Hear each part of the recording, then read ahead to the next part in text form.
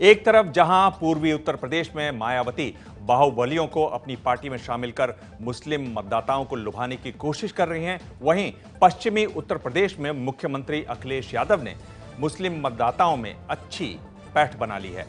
कांग्रेस से हुए तालमेल के बाद मुस्लिम मतदाताओं का रुझान समाजवादी पार्टी की तरफ और बढ़ा है। जनमन के लिए हर खबर पर पकड़ रखने वाले विजय विद्रोही की ग्राउंड रिपोर्ट। नमस्कार, उत्तर प्रदेश विधानसभा चुनाव पर हमारी खास पेशकश में आप सबका स्वागत है। मैं हूं विजय विद्रोही। पश्चिमी उत्तर प्रदेश की 73 विधानसभा सीटों का पूरा चुनाव 27% मुस्लिम और 17% जाट वोटों के मध्य झूल रहा है। साथ ही साथ सांप्रदायिक ध्रुवीकरण की संभावनाएं भी तलाशी जा रही हैं। आज हम जायजा लेंगे क्या है जीत के दलगत और जातिगत फैक्टर्स। पश्चिमी उत्तर प्रदेश यानी मेहनतकश किसानों का इलाका। पिछले विधानसभा चुनाव में यहां की 73 सीटों में से मुलायम सिंह को 24, मायावती को 23, बीजेपी को 12, अजीत सिंह को 9 और कांग्रेस को 5 सीटें मिली थी। यहां की 73 सीटों की लगभग एक तिहाई में जाट और मुस्लिम मतदाता बराबर की संख्या में हैं। यानी जीत का समीकरण यही है कि जाट मुस्लिम जिस दल को मिलकर वोट करेंगे वो बाजी मार जाएगा। लेकिन इस बार जाट और मुस्लिम एक साथ नहीं आ रहे हैं। पीछे एक मलियाना कांड होगा था ना, इसकी वजह से इनमें फाड़ा आया हुआ है। पहले तो ये जाट और मुसलमान एक ही फुटपाथ पे रहे थे सब। उस टाइम से ना इनमें दिमाग में कुछ खराबी आई हुई है, जाटों के ज्यादा, मुसलमानों के नहीं थी। शायद यही वजह है कि अखिलेश यादव ने अजीत सिंह के उस राष्ट्रीय लोकदल को कांग्रेस के साथ के अपने गठबंधन का हिस्सा नहीं बनाया जो जाटों का दल कहलाता है। वो 17% जाट वोटरों के एवज में 27% मुस्लिम वोटरों को नाराज नहीं करना चाहते थे। इस रणनीति का उसे फायदा होता दिख रहा है। उसके काम अच्छे हैं अखिलेश के, तो इसलिए जो अखिलेश की ही सरकार बनेगी। अखिलेश पे करेगा सर, अखिलेश पे पूरा मुस्लिम समाज अखिलेश के साथ ही है, बस विश्वास है उन्हें। पिछली बार यहाँ की 73 में से 23 सीटें निकालकर मायावती ने समाजवादी पार्टी को बराबर की टक्कर दी थी।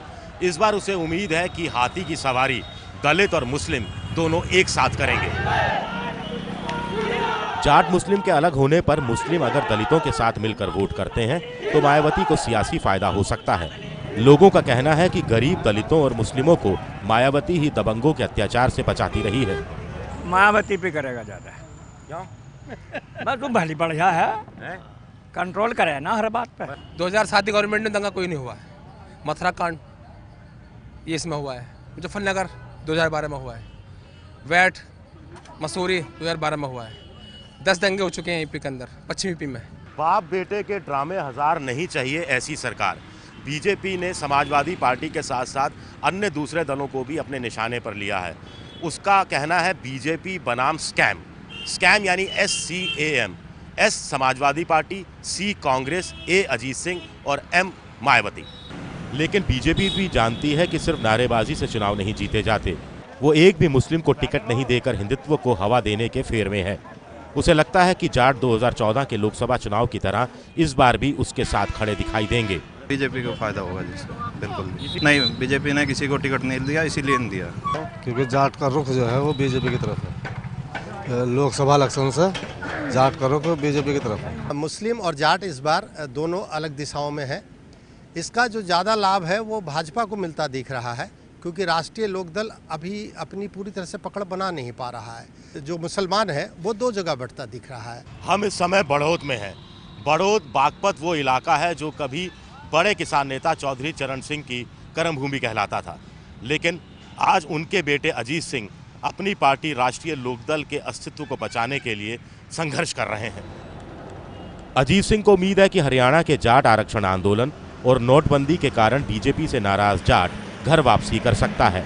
साथ ही सहानुभूति फैक्टर को भी वो अपने पक्ष में मान रहे हैं। नहीं, पूरी सहानुभूति है, पूरी वोट मिलेगी।